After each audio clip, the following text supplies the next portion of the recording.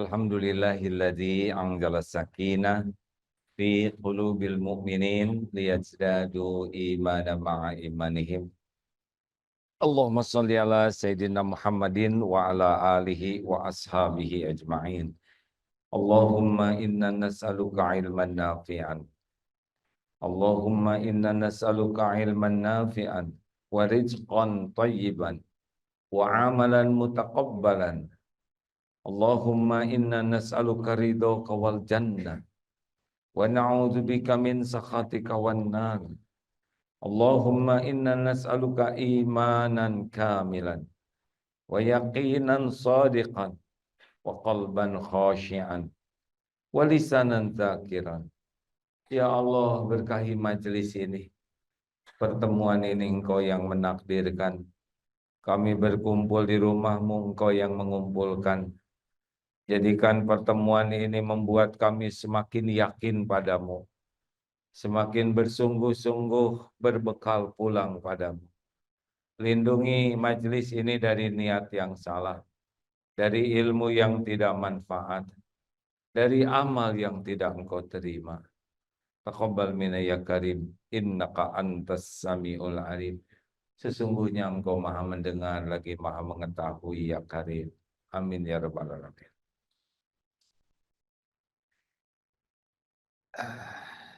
Rugi kalau tidak doa dulu, karena kasih ya, karena tidak mungkin pertemuan ini bermanfaat kecuali dengan izin Allah. Semoga Allah yang maha menyaksikan menggolongkan kita menjadi orang yang selalu merasa disaksikan Allah. Tidak ada yang amin. Nah, hati-hati hadirin, setiap perkataan didengar oleh Allah. Setiap perbuatan disaksikan oleh Allah. Termasuk ibu-ibu yang sedang ngobrol, pasti Allah tahu ya. Yang sibuk dengan medsos juga Allah tahu. Ya, yang baik-baik saja. Baik Bapak Ibu yang budiman, siapa yang ingin hidupnya lebih mudah, lebih sederhana, mudah-mudahan penjelasan ini akan bermanfaat. Berikut ini dibacakan sebuah hadis Rasulullah SAW yang sangat penting untuk jadi bahan renungan kita.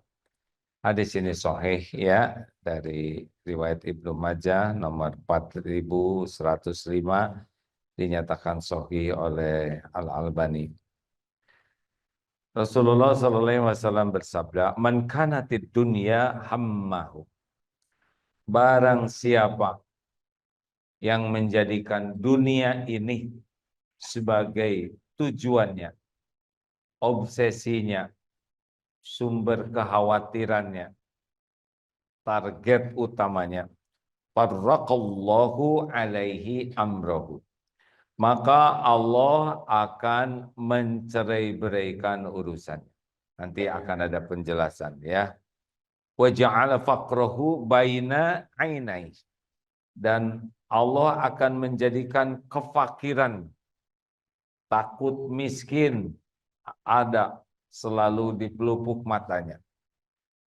Walam ya'tihi minad dunya illa ma kutiba lahu. Dan tiadalah datang kepadanya dunia kecuali apa yang telah ditetapkan untuknya. Jadi Allah Maha tahu segala isi hati kita. Goals yang kita kejar dalam hidup ini. Sekira goalsnya itu hanya duniawi, harta, gelar, pangkat, jabatan, kedudukan, popularitas, penampilan, termasuk syahwat. Pokoknya tidak ada kaitan dengan iman dan amal soleh, maka apa yang akan terjadi pada orang tersebut, maka Allah akan menjadikan farraqallahu alaihi amrahu. Urusannya ribet saja. Dari bangun sampai tidur itu ribet. Ada aja urusan tuh ya. Makin tinggi jabatan makin ribet, makin banyak harta makin ribet, sehingga orang ini tidak menikmati apapun dalam hidupnya kecuali diperbudak oleh keribetannya. Itu fisik ya. Pikirannya juga ribet, hatinya ribet. Nggak ada kenyamanan pada dirinya tuh. Urusan aja, masalah aja. Dari bangun sudah mulai kontak sana, kontak sini. Bagaimana ini pola tak politik, jabatan naik tidak, bisnis dolar naik tuh, riweh, ya nggak? Klien bagaimana pundung tidak. Berbagai hal termasuk olahraga, hobinya, pertandingan ini, pertandingan itu. Jadi hari-harinya itu tidak fokus kepada amal soleh dan tidak fokus kepada iman. Jadi capek aja. Kalau lelaki namanya Mas Ribet, ya. Istrinya Buruwet. Ini capek hidup kayak gini hadirin. Apa saudara pikir kalau perusahaan membesar bisa makin tenang? Bisa makin tenang tidak? Perusahaan makin besar, hati bisa makin tenang? Bisa. Kalau nanti yang kedua. Tapi kalau tujuannya hanya ingin jadi pengusaha sukses, yang omsetnya besar, yang jadi konglomerat, jadi orang, wah kalau udah itu dah. Nah sekarang kita lihat, kalau bapak-bapak yang tujuannya punya jabatan, seperti apa sih ujungnya jabatan itu? Lagi ada aja ribet luar biasa, betul tidak? Belum ijazah, belum apalah gitu ya, ijazah ribet. Belum lagi, segala ribet itu. Saya nggak tahu kapan bahagianya. Orang yang urusannya hanya jabatan. Terus ujungnya bagaimana? Ini saya lihat di masjid ini juga ada mantan-mantan pejabat. Udah pensiun belum Pak? Kalau Bapak nggak pensiun, enek orang tuh lihat Bapak tuh Pak. Beneran. Kalau pejabat nggak berhenti-berhenti, mual itu orang tuh. Beneran Pak. Karena mereka juga pengen jabatan itu. Semua pejabat berhenti dari jabatannya. Yang kasak-kusuk, nyogok sana, nyogok sini. Kemudian lacak sana, licik sini. Ujungnya apa? Berhenti dari jabatan itu. Betul? Lagi menjabat, mencari jabatannya ribet. Lagi punya jabatannya ruwet. Berakhir juga nggak tenang. Dikejar-kejar terus. Udah gitu gimana pejabat itu Pak? Mati. Mati semua pejabat tuh. Mau sehebat apapun mati. Demi Allah mati kita ini. Hah? Mau dibawa kemana? Apa ada jabatan yang bisa menahan kematian? Gak ada. Alexander the Great, Fir'aun, siapapun mati demi Allah. Mana itu jabatan yang mati-matian dicari itu? Kenapa jadi tegang begini? Nih, di sini banyak pejabat. Ayo, mana yang di rumah punya villa, gak kuat ke villanya juga masuk angin, benar? Malah stres. Orang yang kaya, coba, waduh itu ya, bisnis tuh, pontang, panting, pentong, aduh, rapat, meeting, sholat, lewat,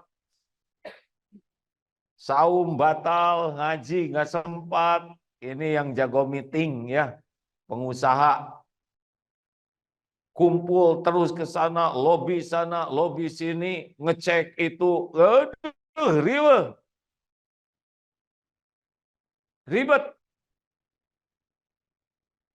Tua tidak?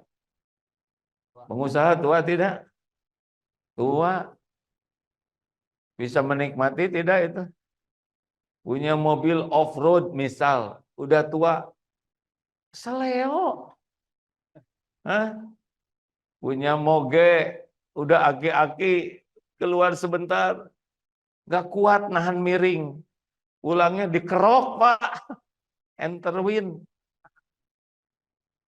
Berapa lama sih kita gaya tuh, Pak? Enggak lama, enggak lama. Paling umur berapa ya gaya-gayaan kita teh? 50 sampai 60. Udah lama mah ngegaya-gayain dulu enggak? Tetap enggak gaya. Coba kalau di sini ada, maaf ya tanpa bermaksud merendahkan. Karena saya anak tentara, Pak. Di KPAD dulu, komplek perwira di sana. Jadi gagah, letnan, kapten, mayor, letnan. Udah lama-lama itu Pak seragam yang keren dipakai lagi. Kalau udah sepuh udah nggak cocok lagi ya kan? Malah jadi kasihan. Ada batasannya. Gagah tuh. Kaya juga udah nggak bisa dinikmati. Dikasih asam urat, dikasih kolesterol naik, dikasih diabetes. Udah nggak ada apa-apanya. Kekayaan tuh nggak ada. Tinggal pusingnya aja. Dikejar-kejar pajak, ya. Ini sembunyiin ke sana pakai nama orang lain, ini dititipkan ke pakai nama itu, ternyata dia nggak mau mulangin. Aduh, stres Pak. Beli rumah di luar negeri dipakai nama orang, orangnya ngambil, wah stres. Kenapa ini kayak pada menjiwai gini? Orang kaya mati tidak? Jawab. Kalau punya mobil 5 miliar ke kuburan, orang kaya naik mobil yang mana? Ambulan milik masjid.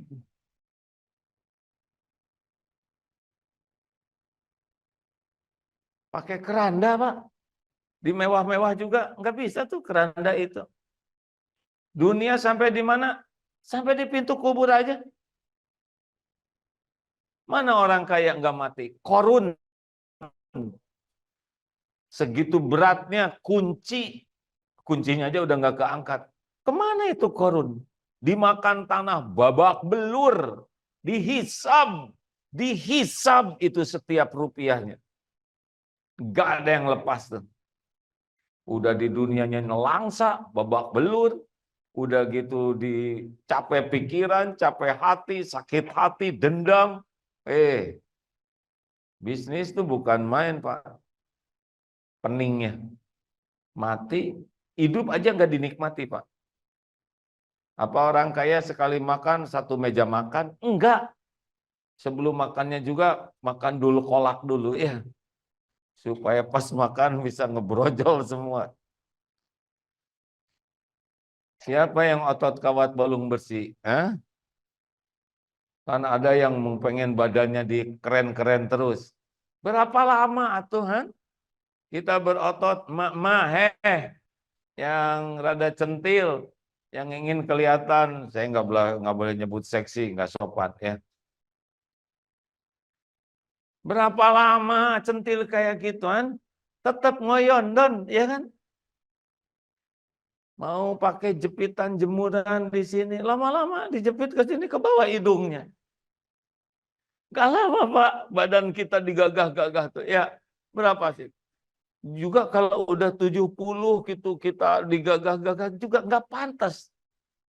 Jadi aki-aki lincah. Ya, kalau terlalu fokus ke tubuh, hanya ingin dilihat orang, badannya bagus, atletis, atau badannya, itu capek pasti hidupnya.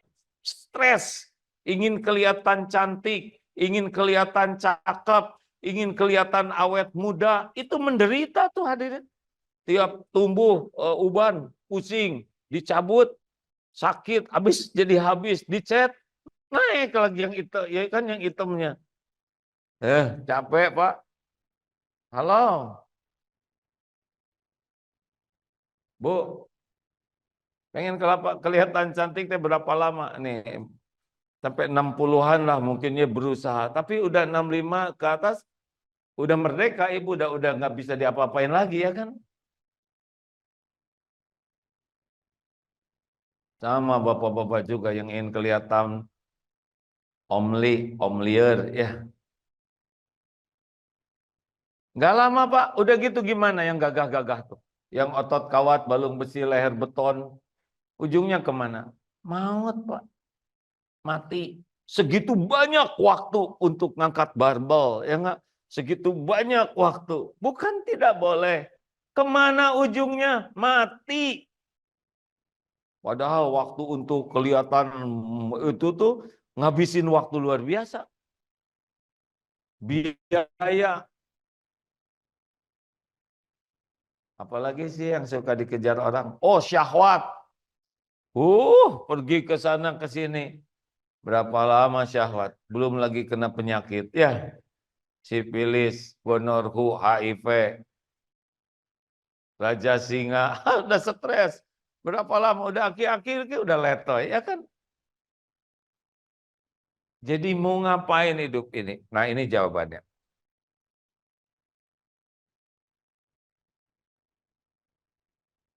Kenapa sih jadi pada menunduk beginian? Mumpung ada kesempatan. Lanjut, ini. Man kanatil akhiratu niyatahu, dan barang siapa yang niatnya, tujuan hidupnya akhirat. Nih, apa yang terjadi? Oh, tadi ada yang kelewat. Tadi fakrohu baina ainai. Jadi orang yang pecinta dunia itu oleh Allah, selain dibuat urusannya ribet terus sehingga tidak bisa menikmati dunia ini kecuali seperti fata morgana, ya, punya misalkan villa di mana, di Los Angeles, ya, Lenteng Agung, LA, nggak pernah ke sana, giliran ke sana kebakaran.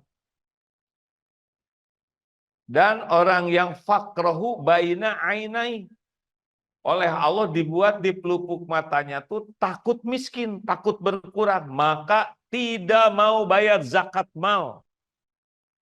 Cirinya tuh pecinta dunia tuh pelit, maunya cuma zakat fitrah. Kalaupun dia mau bayar zakat mal, dia akan cari orang yang bisa ngitungin zakatnya itu, konsultan zakat yang jadi minimal. Dasar pelit. Pak, Bu, dengar ya. Kalau orang dikasih rezeki oleh Allah, dikasih terus. Bisnisnya dibuat besar, menggurita, gak usah kagum. Sama sekali gak usah kagum. Kecuali nanti ada yang boleh kita kagumi, ya. Makin besar penghasilan, untung dari puluh juta ke ratus juta, menjadi miliar, jadi puluhan miliar, ratusan miliar, dikasih terus oleh Allah. Tapi oleh Allah ditutup hatinya, tidak mau bayar zakat. Itu istijraj. Itu cara Allah menghinakan dan akan menyiksa seseorang. Karena zakat itu kalau nggak dikeluarin, kita jadi maling. Mencuri hak 8 asnaf. Hati-hati nih. Nggak mau bayar zakat, kayak makan terus, nggak bisa BAB. Meledak nanti. Jadi bukan keren sama sekali dikasih uang. Atau jadi makin pelit. Dulu waktu SMA dikasih bekal 150.000, dia sedekah 5.000. Berapa tuh? Bekal 50.000, sedekah 5.000, 10.000 dia sedekahnya. Berapa? 20%. Nih 50.000 dia sedekah. Jadi saya ngomong berapa? 10.000, 20% ya. Kuliah, kasih uang, jajannya 100.000 sehari. Dia tetap 10.000. Naik atau berkurang sedekahnya? Jawab, dia makin pelit. Bisnis, kerjaan, dapat gaji 10 juta. Dia sedekahnya 500.000. Makin kurang. Nominal nambah jadi 500.000 dari 10 juta, ya. Tapi persentase dia makin berkurang. Dia dapat untung 100 juta, dia sedekah 1 juta. Naik tuh dari 500 ke 1 juta, ya kan? Tapi dia jadi 1%. Jauh lebih pelit dibanding dia waktu SMA. Padahal uangnya ditambah oleh Allah. Hati-hati Pak, hati-hati nih ya. Yang oleh Allah ditakdirkan diuji dengan kekayaan, hitung. Saran saya, cari konsultan zakat, jujur kepada beliau, hitungkan, merem. Mau keluar 100 juta, 500 juta, 1 miliar, 10 miliar. Kalau itu zakat, keluarkan. Itu bukan milik kita. Kalau tidak, kita mencuri. Kayaknya ceramah ini nggak begitu disukain nih. Hah? Beda wajahnya dengan waktu saya datang tadi, ada harapan tapi sekarang ada ya. Udah pensiun suruh bayar zakat, ya udah nggak usah bayar, tunggu di akhirat aja. Nah, ini dia walam ya'ti minad dunya, dan tidaklah datang kepadanya dunia illa ma kutibalahu, kecuali apa yang sudah ditetapkan untuknya. Jadi orang-orang yang licik, yang maling, yang berbagai perbuatan tidak benar itu sebetulnya udah rezeki dia juga. Cuman dia pakai jalan batil. Memang udah takdirnya jatah dia. Apakah mungkin orang tidak pakai licik dapat rezeki? Yang jujur Allah yang ngasih rezeki, yang licik juga Allah yang ngasih rezeki. Orang soleh Allah yang ngasih rezeki, garong, copet, koruptor, munafikin, kafirin, musyrikin juga Allah yang ngasih rezeki. Semua rezeki itu milik Allah. Allah yang membagikan sesuka Allah. Berapa jumlahnya, kapan, di mana, kapan dilapangkan, kapan disempitkan, kapan diberi, kapan diambil. Hak Allah sepenuhnya, semuanya sebagai ujian. Dan nggak akan dibawa kemana-mana. Pasti mati. Betul? Makanya orang-orang yang tidak mau bayar zakat, tidak mau sedekah, tidak mau wakaf, itu apes sekali. Ya, dia dikasih, tapi ditutup oleh Allah hatinya, dan dia akan takut sekali berkurang rezekinya dengan zakat, dengan sedekah, wakaf, infak. Padahal mana qasad sodakotun min mal, tidak akan berkurang harta dengan sedekah.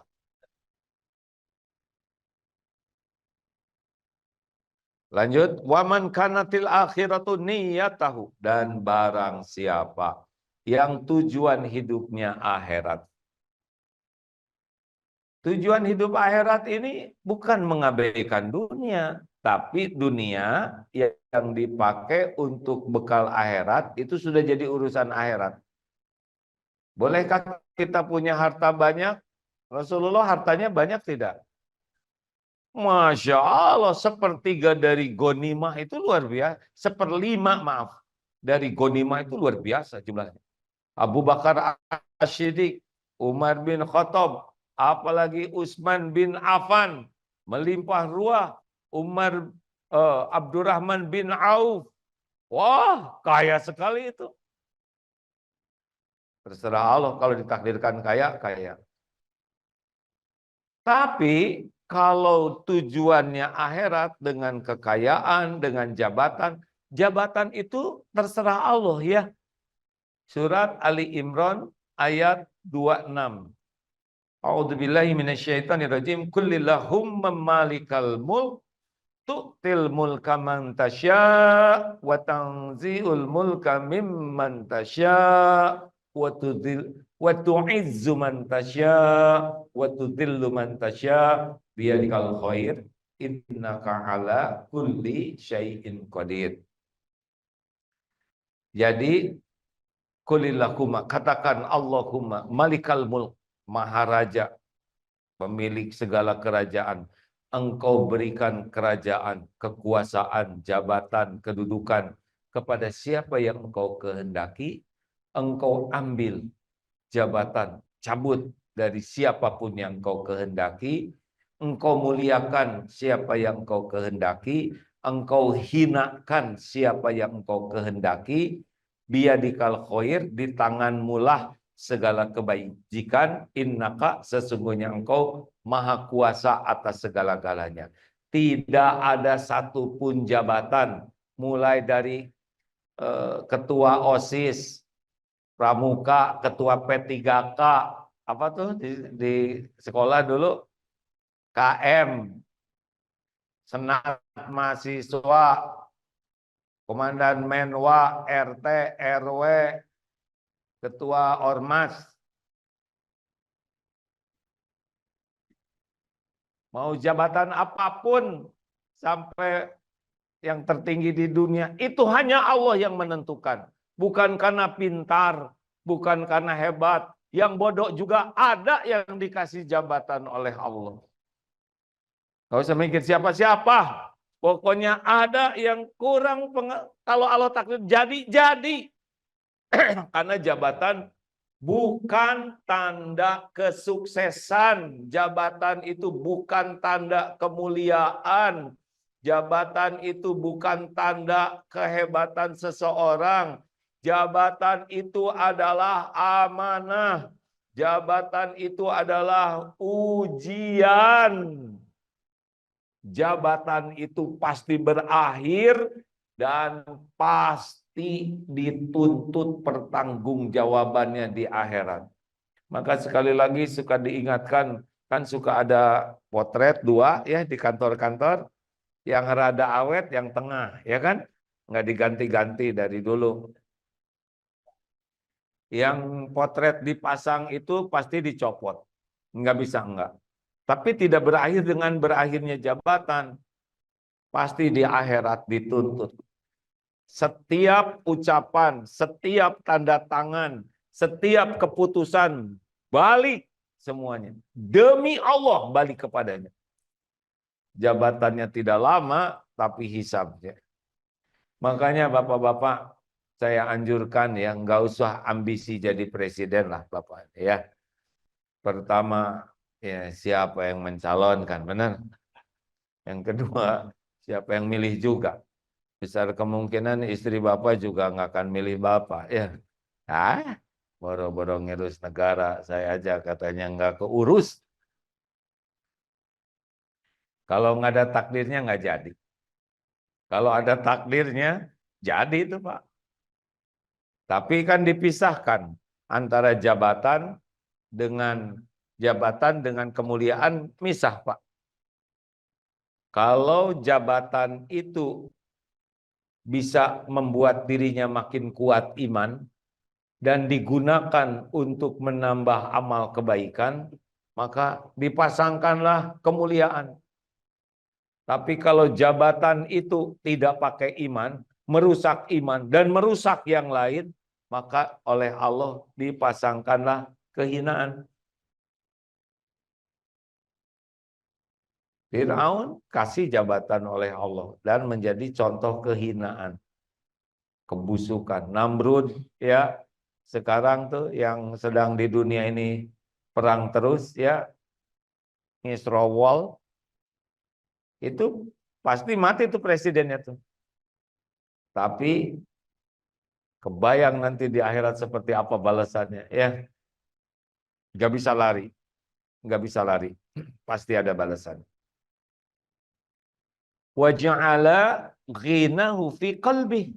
Dan Allah menjadikan ghinahu rasa cukup, puas dengan apa yang Allah berikan. Jadi orang yang akhirat tujuannya tuh bahagia terus Pak. Dengan apa yang ada sangat disyukuri. Enggak minta-minta ke makhluk.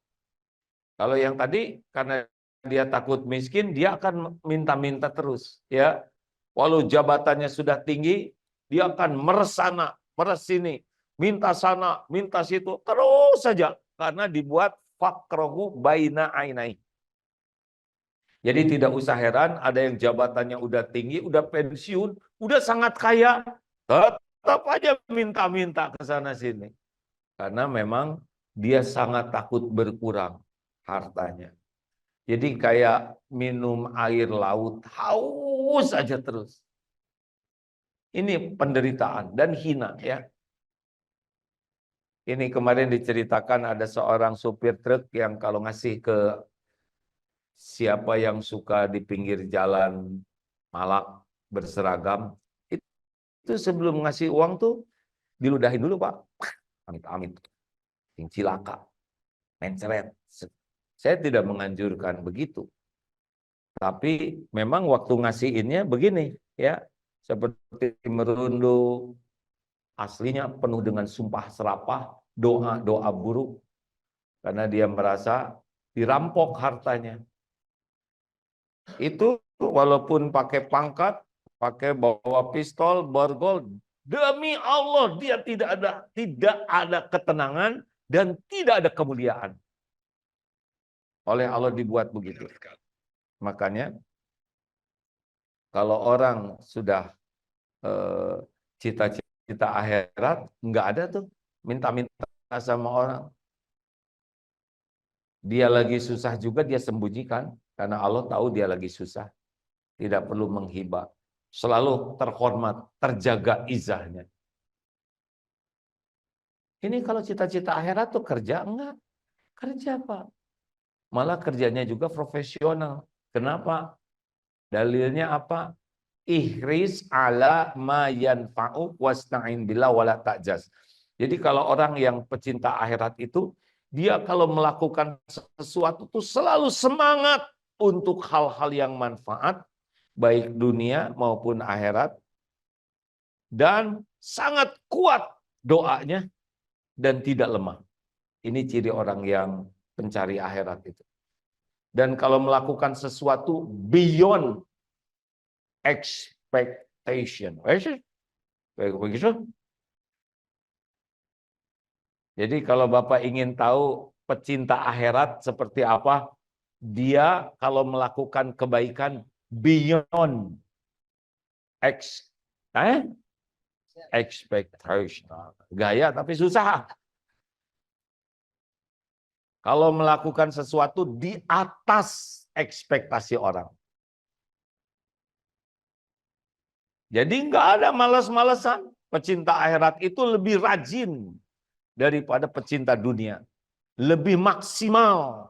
Kenapa? Karena nggak terbebani hatinya.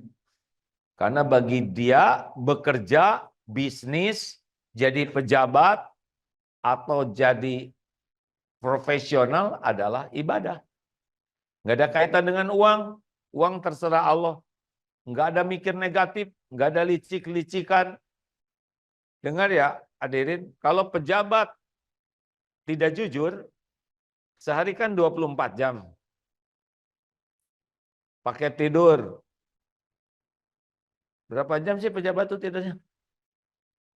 Oh, ngaku pejabat. Susah tidur kan? Mikirin lawannya. Udah gitu, kerja. Apa yang dipikirkan pejabat korup yang pecinta dunia? Dia mikir bagaimana selama dia menjabat, dia bisa ngambil sebanyak mungkin. Itu nguras pikiran. Udah gitu, dia lakukan. Apa selanjutnya? Dia mati-matian berusaha menutupi kejahatannya. Itu makan waktu lagi.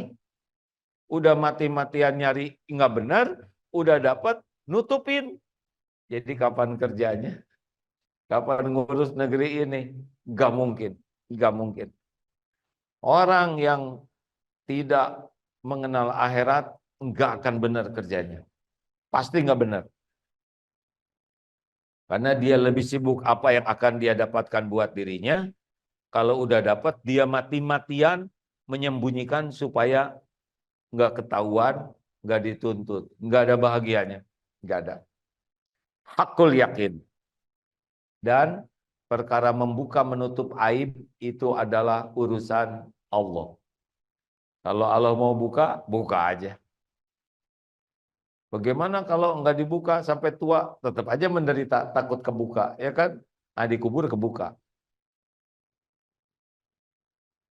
Ada seorang suami udah pensiun, bilang ke istrinya begini, Bu, Bapak mau tobat. Istrinya bahagia sekali. Alhamdulillah, ini yang saya nanti-nantikan. Saya tuh ingin, Pak, masa tua kita tuh tenang. Bapak tobat. Ibu siap, Bapak tobat. Bukan hanya siap, tapi ini yang saya nanti-nantikan. Baiklah, Bu. Kita akan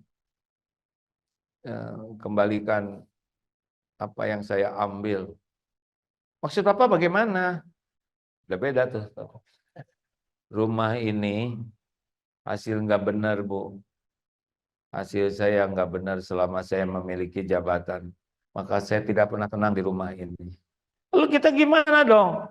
Yang asli itu yang di Perumnas dulu, itu asli. Ya. Jadi kita pindah ke Perumnas, Pak. Yang benar aja tobatnya. Gitu.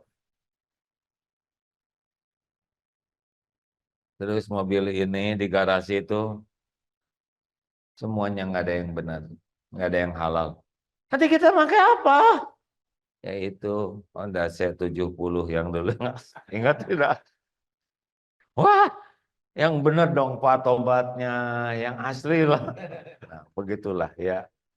Kalau kurang ilmu, tobatnya juga versi dia aja. Maka berbahagialah yang ditangkap, kemudian disita. Gak susah tuh ngeluarinnya, ya kan? Kalau nggak disita, pusing juga dia nanti.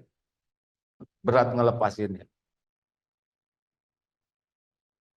Saya tidak berharap semua ditangkap, karena nanti nggak jalan, ya kan? Habis semuanya. Dan yang dipenjara, yang ngelola nangkapnya juga habis nanti, Pak. Yang saya harapkan mah segeralah tobat, ya kan? Mumpung ditutupi oleh Allah aib dan dosa kita dan masih ada umur tobat. Ghina fi qalbi. Nah, yang paling enak yang terakhir ini.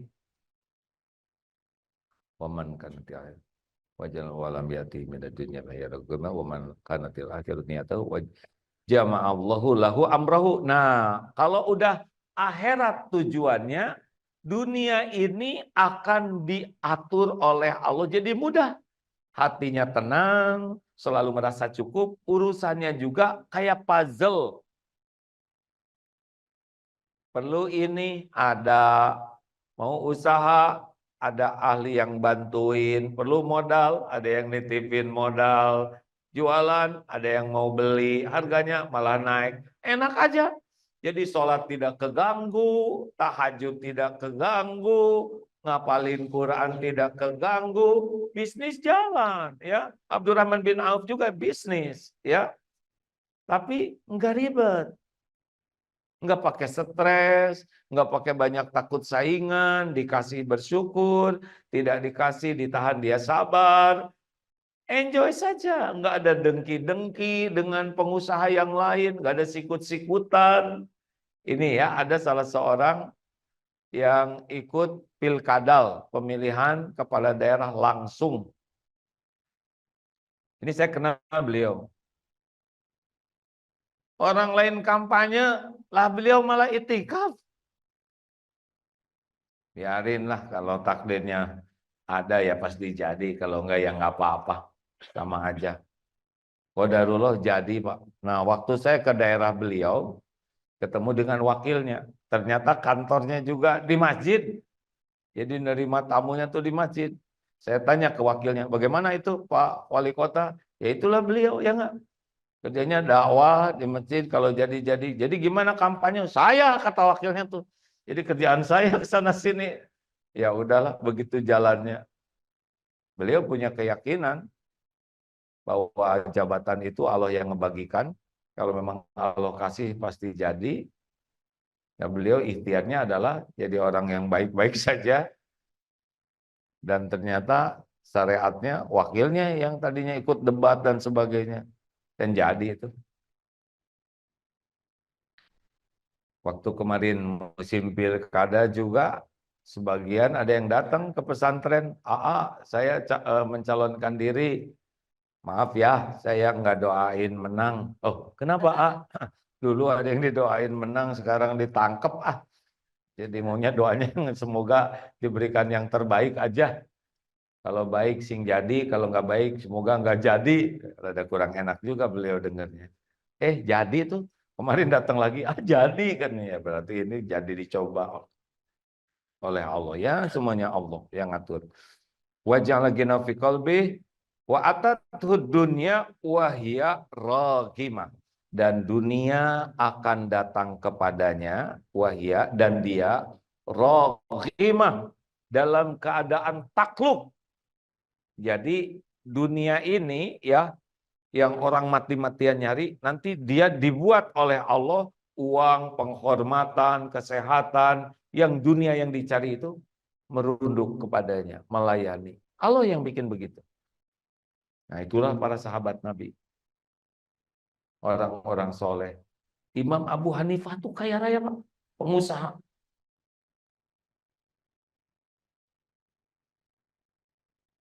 Saya nggak enak bicaranya, qadarullah, saya juga pebisnis, Pak. Jadi udah nyobain tuh bisnis dengan pusing, ribet, dan bisnis belajar mengamalkan baru belajar nih ya. Masya Allah ya. Dunianya lebih banyakkan sekarang daripada dulu dan nggak ribet. Nggak ribet sama sekali, Pak. Enak aja, bisa dakwah, bisa ibadah, perusahaannya lancar. Caranya gimana? Allah datangkan para profesional yang jujur. Ngelola perusahaan dengan baik. Allah datangkan ahli ini, ahli itu yang memang ingin menjadikan bisnis itu sebagai ibadah. Allah datangkan klien, Allah mudahkan. Jadi saya mohon maaf ya, walaupun baru belajar mengamalkan, tapi rasanya dunia ini dibuat bertekuk lutut oleh Allah, itu pun ujian. Dan hati kitanya nggak capek mikirin dunia ini. Ada syukur, lagi di ngadain ya nggak apa-apa, diambil ya terserah yang punya ya, semuanya berpahala. Katanya bicara yang paling berbahaya adalah membicarakan diri sendiri. Tapi mudah-mudahan ada hikmahnya. Karena qadarullah, takdirnya saya, Allah takdirkan dari kecil usaha, Pak. Dari TK tuh. TK jualan jambu tetangga, ya, jualan es, SD jualan petasan. Maaf ini ya, dulu masih boleh, legal ya. SMP jualan, selama SMA juga dagang, kuliah juga dagang terus, selesai kuliah. Kalau ini selesai kuliah saya ijazahnya nggak diambil. Jadi silakan yang memeriksa ya ke kampus saja. Asli saya mah nggak ngambil ijazah kuliah dulu. Dah sok aja kalau mau juga boleh ya. Mulai selesai kuliah dari awal lagi, dari jualan bakso, jualan terus sampai akhirnya Allah menitipkan ya ujian beberapa usaha. Pernah sibuk dengan bagaimana usaha jadi besar, maju. Stres, stres itu ya. Jerawat, sariawan, radang tenggorokan, peang, capek. Tapi sesudah belajar mengamalkan dalil yang tadi, enak. Waktu buat belajar banyak, ibadah tidak keganggu, dakwah tidak keganggu. Malah perusahaan jauh lebih sehat sekarang dibanding dulu yang hanya ngandelin, nggak pukul lah, capek. Kan gitu aja. Terima kasih. Kenapa sekarang jadi melongo begini? Kawan-kawan yang menyimak di medsos, insya Allah jam 8 di Al-Azhar atau Asyarif di BSD, kemudian jam 10 di Istiqlal seperti biasa. Pekan kedua di Istiqlal, insya Allah mudah-mudahan ada umur nanti siang bisa jumpa di sana ya. Terima kasih Bapak Ibu yang baik, semoga kita bisa mengevaluasi niat kita. Akhirat tujuan itu bukan meninggalkan duniawi, salah ya. Malah kita lengket badan dengan dunia tapi hati tidak lengket. Uang itu, maaf, orang yang pecinta akhirat itu cirinya dua, maaf ada yang kelewat. Cinta akhirat itu di dunia ini tidak kagum, tidak mengagung-agungkan dunia, itu satu. Jadi nggak ada kagum-kagumnya. Dengan wah dunia punya boleh nggak ada masalah, tapi dia nggak mengagumi. Yang kedua tidak lengket. Jadi nggak ada beratnya. Ya tukang parkir lah, banyak mobil nggak sombong, ganti-ganti juga relax aja dia nggak ngepek ya kan. Diambil sampai habis nggak sedih, nggak ada beban di hati itu. Ketika dunia ada tiada tuh. Nah orang yang pecinta akhirat begitu. Karena adanya disyukuri, ditahan dia sabar, diambil dia ridho. Lihat orang lain nggak ada dengki-dengkinya. Mau ngapain dengki? Allah yang ngebagiin, masa kita yang rewel. Benar? Selamat menikmati sisa umur ini. Bolehkah olahraga? Buat apa olahraga Pak? Hah? Ingin kelihatan keren? Ada batasnya.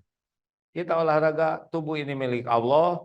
Kita olahragakan dengan baik supaya tubuh ini sesuai ilmunya lebih sehat, lebih berat. Udah gitu kita sakit nggak apa-apa, ya kita meninggal nggak ada masalah.